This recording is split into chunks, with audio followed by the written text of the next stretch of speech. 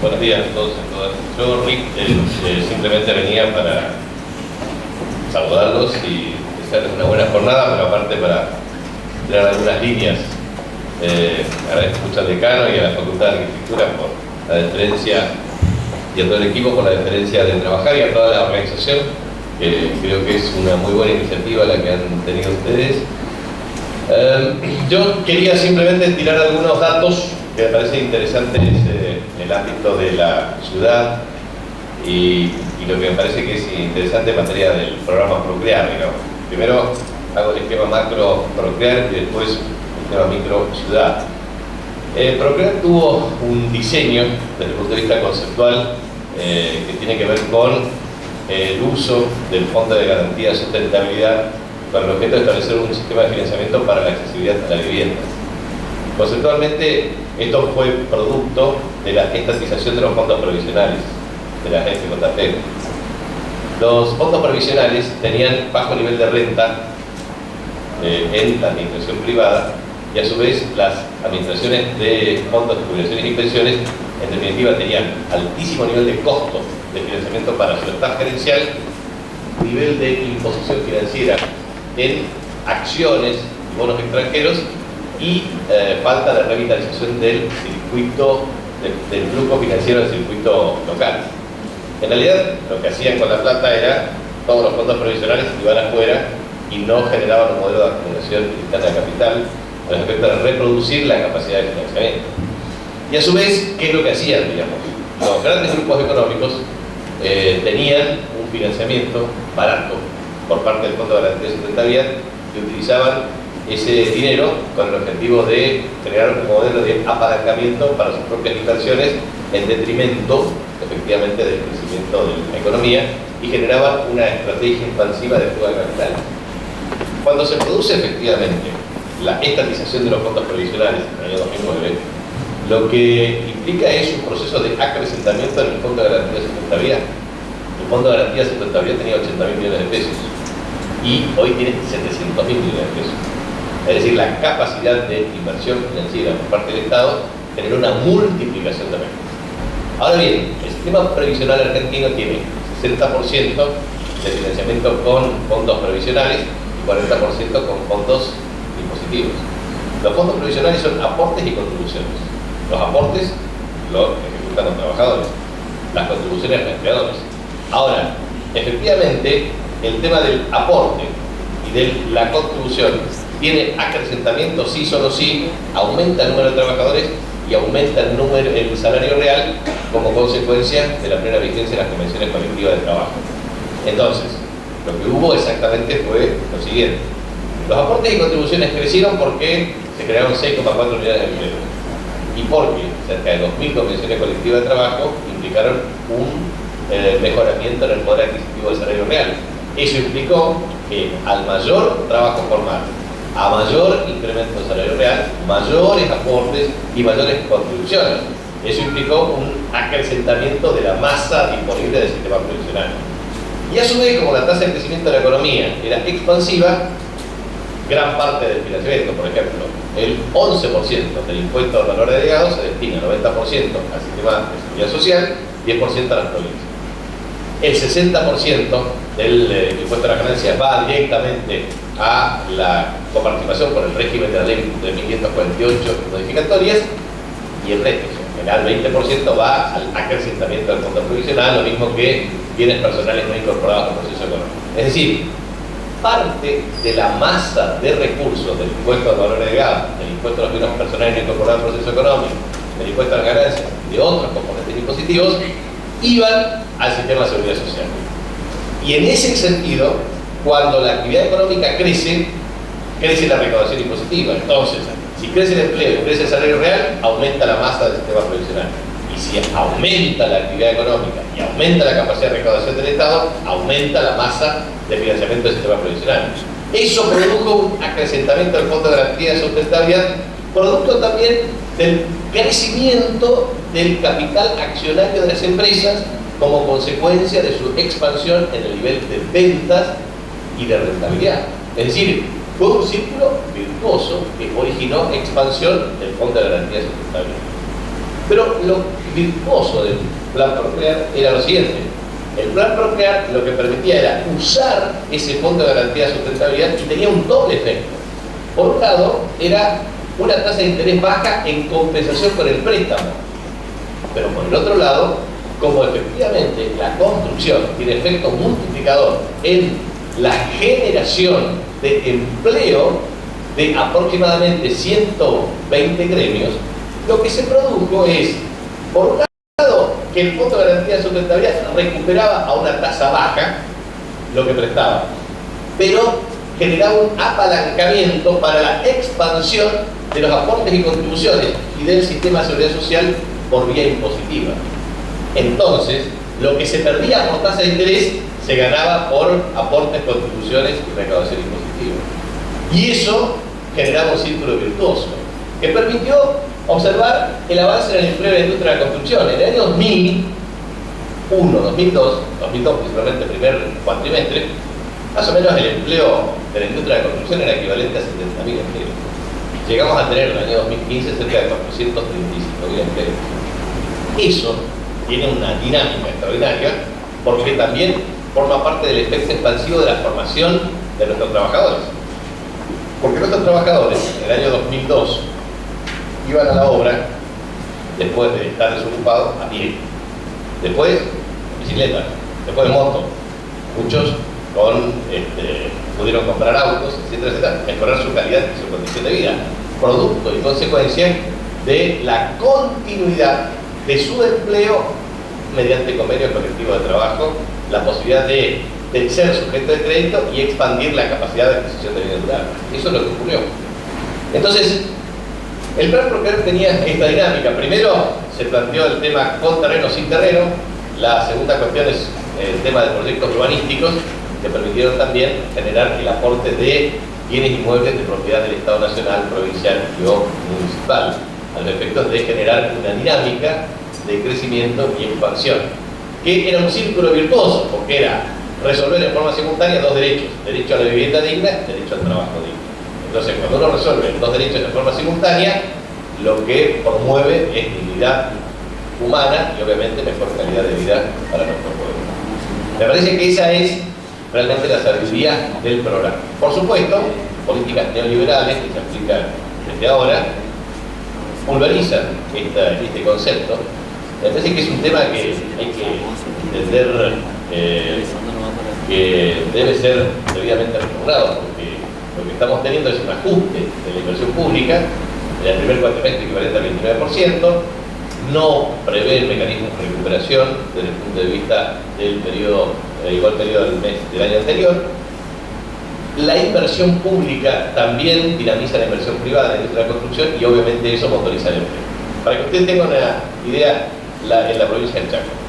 En la provincia del Chaco nosotros tenemos en la medición del producto geográfico, que es el valor monetario de todos los bienes que se producen anualmente, teníamos una participación de la industria de la construcción de aproximadamente entre el 5 al 7% entre inversión pública e inversión privada de la industria de la construcción. Eso llegó a 23,5% del Producto Bruto Geográfico en el año 2015. Y esto explicaba el 20% del empleo privado formal. Fíjense la importancia. ¿Por qué? Porque la mayor inversión pública, que explicaba el 18% del Producto Bruto Geográfico, y el resto, equivalente a aproximadamente 7,5%, era lo que explicaba la inversión privada. Fíjense el desempeño y lo que significó el Producto Bruto Geográfico y el empleo privado formal.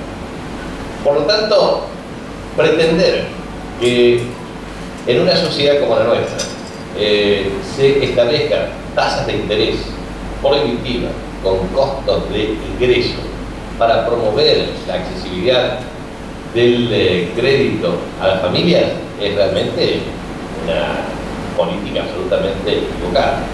Creo que es absolutamente imprescindible mantener el lineamiento del plan Procrear, porque tenía un sistema de sorteo, era un sistema muy transparente y era una metodología que efectivamente permitía resolver problemas.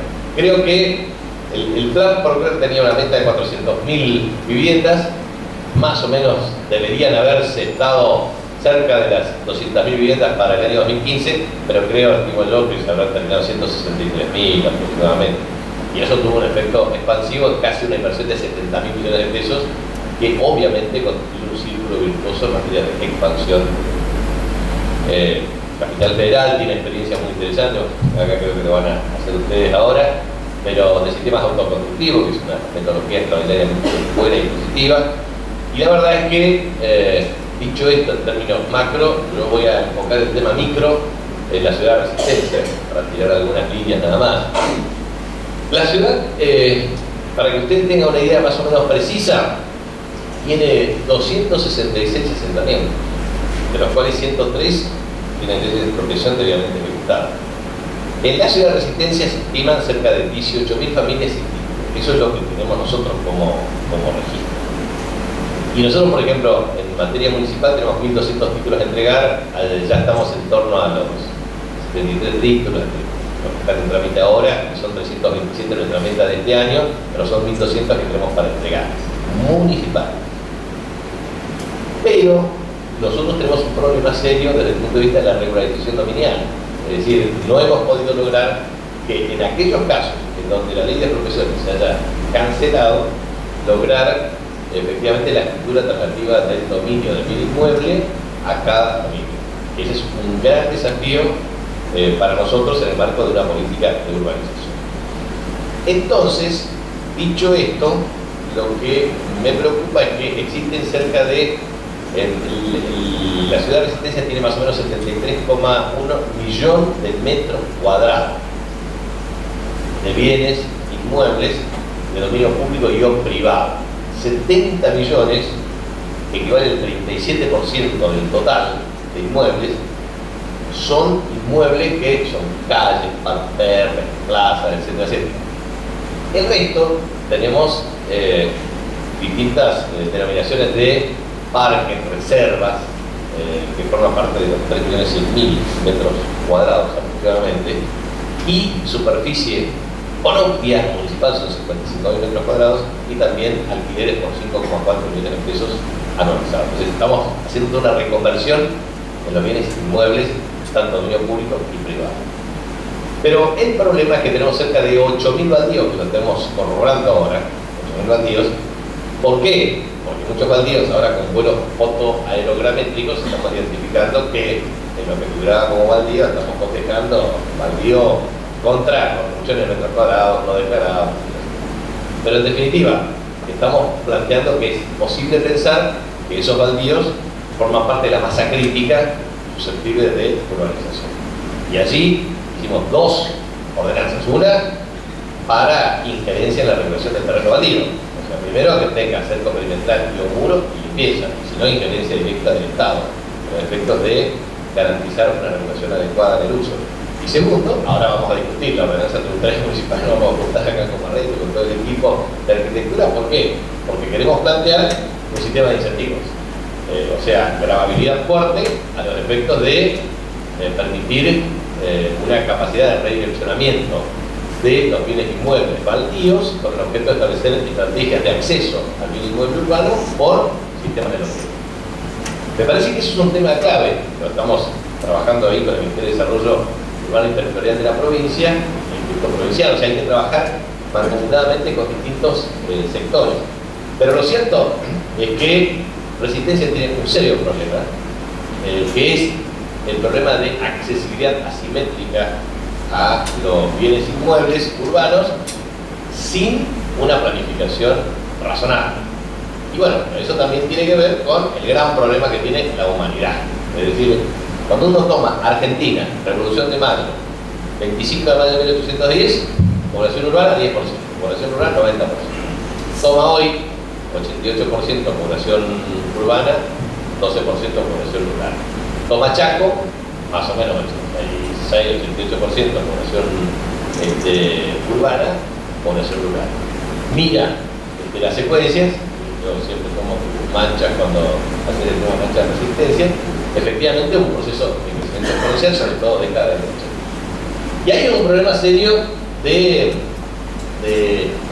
reformas que estamos trabajando, el Código de Ambiente, que está trabajando, el Código Ambiental, sea con la regulación definitiva, el Código de Planeamiento Urbano, que lo tenemos que trabajar muy meticulosamente, el Reglamento General de Construcción, que está en proceso de debate y discusión meticulosa, el mapa de distrito de uso del suelo, y obviamente todo lo que significa el permiso de obra que nosotros hemos flexibilizado para la condición de vivienda unifamiliar. Ahora, ese marco regulatorio, en realidad, debe tomar en consideración lo que decías respecto al problema clave de la plusvalía. O sea, nosotros tenemos un problema serio, el mapa de distrito de uso condiciona severamente la fijación de un criterio de apropiación de la renta excedente o de la plusvalía en manos de un grupo determinado de propietarios. ¿Por qué? Porque la regulación incentiva a esa apropiación incorrecta. Entonces, lo que nosotros pretendemos es tener un marco regulatorio adecuado y los sistemas de incentivos correctos. O sea, marco regulatorio y sistemas de incentivos correctos requiere sistema de financiamiento. Y el sistema de financiamiento yo lo he trabajado con la Bolsa de Comercio, inclusive lo que transmitía era tener cómo corregir a través de instrumentos financieros los problemas de asimetría en la captación del excedente. Porque el problema central es que el excedente no lo capta el Estado, lo capta un particular, o lo captan los que concentran efectivamente en cuadras determinadas o en manzanas determinadas de mayor plusvalía relativa la propiedad de los mismos. Y la verdad es que el Estado lo que le hace es agudizar su capacidad de acumulación del excedente. O sea, lo que ha hecho el Estado municipal es realmente dar un incentivo correcto para la mayor apropiación del excedente y de la renta sin captar el beneficio para la redistribución de la infraestructura. O sea, si eso es una cuestión ex profeso, sería un acto de una corrupción alevosa. Si es un problema de ignorancia, también es un acto de corrupción alevosa, porque eso, si alguien no lo pensó, por lo menos lo tendría que haber pensado antes. Entonces, el problema acá es quién se quedó con la parte del queso, digamos, quién se apropió de la renta excedente. Y eso tiene nombre y apellido en la ciudad. Y eso tiene la connivencia del Estado. Y eso impide que efectivamente se desarrolle infraestructura urbana adecuada para la accesibilidad del bien inmueble de las familias que no pueden acceder a otro bien. Entonces, concretamente, lo que nosotros tenemos acá es una matriz de ordenamiento territorial que dificultó sustancialmente la accesibilidad a los bienes inmuebles, sea terreno, por lote urbano transparente, sea el acceso no solamente a la tierra, sino también a la construcción a través de diferentes modalidades con el objeto del abaratamiento del costo y un salto de financiamiento de calidad para familias que no lo pueden hacer. Y así las familias tienen distintos lugares, digamos. Creo que es interesante toda la experiencia, ayer estábamos en el barrio Menciano, mirar la experiencia de cooperativas, ha sido excelente en términos de urbanización. Mirar la experiencia que hemos tenido también con Joar, la cooperativa con el tema de techo trabajo, o sea, distintas modalidades que fueron muy positivas en términos de organización social y de acceso a la tierra y obviamente al hábitat urbano. Esta ciudad tiene 10.700 cuadras, más o menos 9.100 de mayor transitabilidad relativa, de los cuales 2.600 son cuadras de pavimento urbano. Tenemos 1.500 en ripio, nosotros pretendemos llegar al tercio para el año 2017. Tercio de cuadras de pavimento urbano, tercio de ripio, tercio de cuadras de tierra. El costo de mantenimiento del tercio de cuadras de tierra implica entre 8 a 10 motoniveladoras para circulación de un flujo mensual de cobertura. El tema de ripio depende obviamente de las características de cada calle, y el tema de pavimento urbano para tener limpieza y el mantenimiento correspondiente, sea de hormigón o de asfalto. Ahora bien, eso, que es una modalidad importante, yo siempre la destaco porque Resistencia, fundada el 2 de febrero del año 1878, hace 138 años, la primera cuadra de pavimento fue la calle Colón de 200 a 300 en el año 1932. 83 años de historia implicaron 30,6 cuadras por año, 28 cuadras en los últimos 32. Esta ciudad, si uno la proyecta en un centenario, centenario de pavimento, me refiero, 1932 a 2032, hacer el esfuerzo para tener resistencia pavimentada Que no crezca el ritmo de calles implica aproximadamente meter 450 cuadras por año, más o menos, entre las calles que crecen, 450. Y acá el promedio fue de 32. Entonces tenemos ya 30,6 y 28 en los últimos años. O sea, tenemos un problema serio de infraestructura porque el pavimento urbano implica desagües pluviales de carácter estructural, señalización vertical, horizontal, alumbrado público. Es decir, tenemos un problema serio, inclusive en esta ciudad, el costo de infraestructura se proyecta en 2.380 millones de pesos para el saneamiento hídrico de carácter integral. Son 29 lagunas y lagunitas, como yo digo, son 14 principales, pero son 29 dentro del sistema si vos contás, porque hay distintas clasificaciones. Pero vamos a poner laguna, lagunita, espacio, bueno, 29, porque eso siempre hay diferencia entre, según cómo se cuente la metodología que se aplica, pero yo siempre tomo la mayor, 29. 29, eso implica un costo estimativo de 17 millones de pesos de limpieza, etcétera, pero con equipo propio eso baja sustancialmente. Eso es lo que estamos trabajando claramente. Pero tenés 1.050.000 metros lineales de desagüe fluvial y a su vez todo el tema de endeudamiento y las obras de infraestructura urbana que hay que hacer. O sea, el costo de inversión en materia de infraestructura urbana de esta ciudad exige muy claramente la apropiación de la renta excedente. Y la renta excedente lo tenemos desde los terrenos baldíos hasta la regulación adecuada para que se convierta en un fondo de infraestructura que permita aumentar la velocidad de infraestructura que permita mayor facilidad en el acceso a la tierra y a la construcción al respecto de facilitar el acceso a la vivienda urbana. O sea, tenemos muchos problemas en este sentido porque el mapa de distrito de uso tiene que regular adecuadamente el tema de los edificios de hasta 4 pisos, o sea, de 2, se puede aumentar rápidamente después de ir a 4 y obviamente edificios de mayor altura, pero esos edificios de mayor altura tienen la siguiente particularidad: empieza por el sistema de aprobación,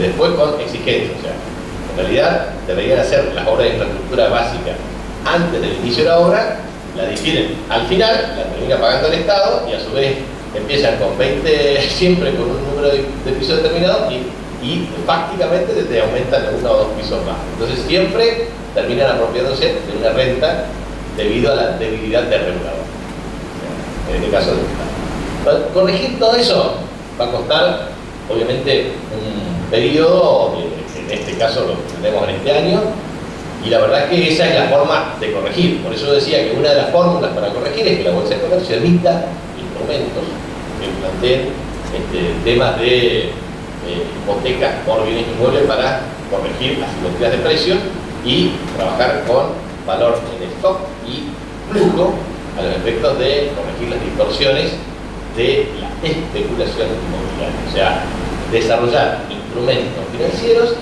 que permita la intervención del Estado con el objeto de reducir la especulación inmobiliaria con la finalidad de evitar la apropiación del excedente en los montos.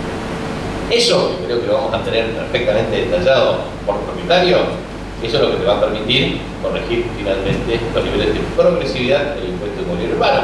Para que usted tenga una idea, la ciudad tiene 90.000 facturas de impuesto inmobiliario urbano, recauda el 66% de lo emitido, 117.000 inmuebles deberían estar facturando, no se factura, se están trabajando todo porque las incorporaciones de este año se van a incorporar gradualmente entre metros cuadrados y bienes inmuebles que no se cobran para mejorar sustancialmente la captura. O sea, de 90 millones de pesos que tiene de impuesto inmobiliario urbano, esta ciudad debería recaudar, a mi modo de ver, 250.